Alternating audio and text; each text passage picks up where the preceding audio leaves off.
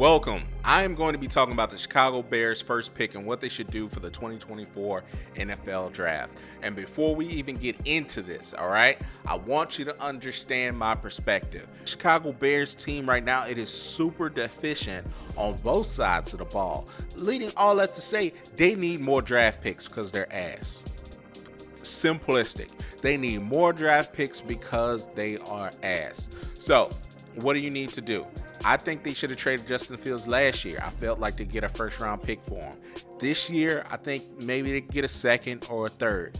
If you want, I'm of the opinion like you can keep Justin Fields if you want. That's fine, but it won't matter on the quarterback if there's no other team chemistry.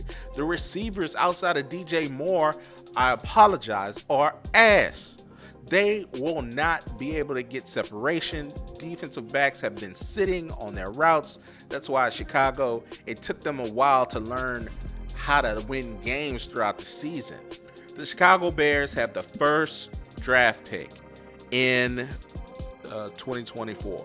So it's followed by Washington, then New England. All right.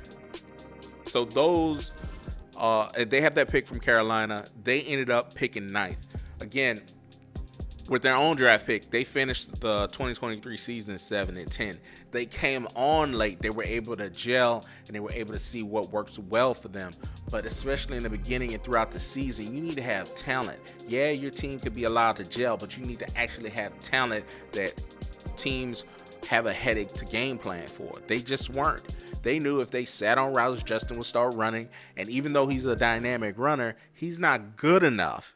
And I don't think, respectfully, unless you're Michael Vick, I don't think you're good enough to swing games with just your legs. I haven't seen it since him, haven't seen it after him. Lamar Jackson is the closest, and no offense, Justin Fields, you're not Lamar Jackson.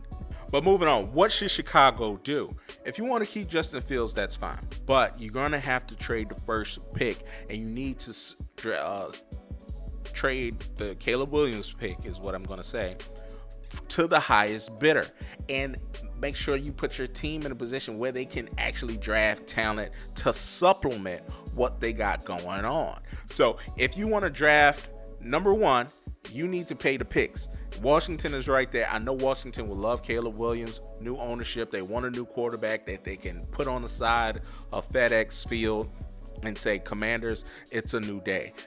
Everyone knows Caleb is a DMV area kid. He would love to go home and play for the team. I don't know if he was a Commanders fan growing up, but I would think he would be since he's from the area. He would love to go back. The kid's dynamic. I get it.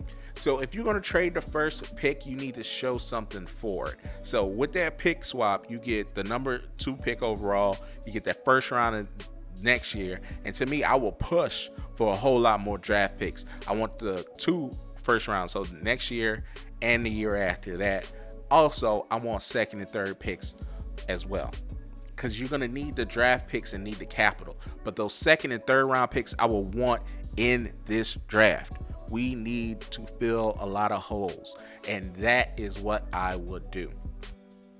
Me personally, I'm for transformative change. I'm trading Justin Fields for a second round pick. I'm trading with Washington or New England, whoever in the top 3 to whoever, like if Washington trades with somebody else, New England trades with somebody else, that's what I mean. If they traded into the top 3, I'm trading with whoever in that top 3 to get me a pick swap and a whole lot more additional capital. So if you get Justin Fields, you trade him second round, you pick swap with Washington or New England, that is a beautiful thing.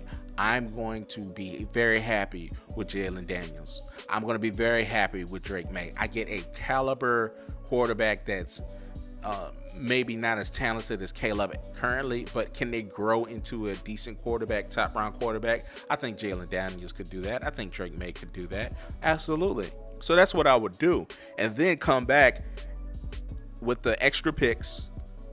You can either sit at 9. I don't know if Malik or Marvin Harrison dropped to number 9, but I think you could trade up a little bit with the number 9 pick and some of the extra stuff you got and get the wide receiver of your choice. So right then and there, you can have Jaden Daniels, Drake May, and a top receiver that you want. Malik Neighbors is damn good. Marvin Harrison Jr. is damn good. So right then and there, you got a new quarterback, you got DJ Moore, you got a new wide receiver, and now you're filling in holes in your team. Chicago is replete with talent. Their tight end Komet is really, really good, but his backup is Mercedes Lewis, and he's been around since I played college. That's crazy. Like, bro, we need an update on a lot of different areas. Defensive end, that as well. Montez Sweat came in the middle of the season. He needs help. So you're using those picks to fill in. That's what I would do. The Chicago Bears will not move forward with whoever is at quarterback without a team around them.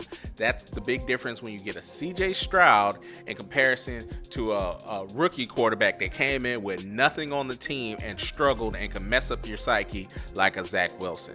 If you don't know who Zach Wilson is, look him up. He had a great team around him at BYU and went at the time to a team deficient New York Jets. The team got better, but he did not.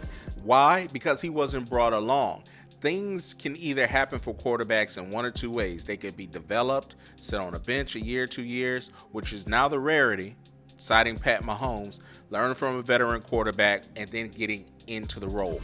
Or they can come in and start to play right away. Sometimes they can make their level go up. Sometimes they can make their level go down. I'm talking about Peyton Manning, and now I'm talking about Zach Wilson. Can you be good enough until the team gets better? And can you continue to get better year after year? And the answer sometimes is no. And that's what I don't want for Caleb Williams. That's not what I want for Justin Fields. When Justin Fields got drafted, the team chemistry and the team leaders, the best players on the team went away from the team. Khalil Mack, you talk about they just traded the linebacker to the Ravens just for no reason. There's no rhyme or reason for it. They weren't happy, so we got rid of him.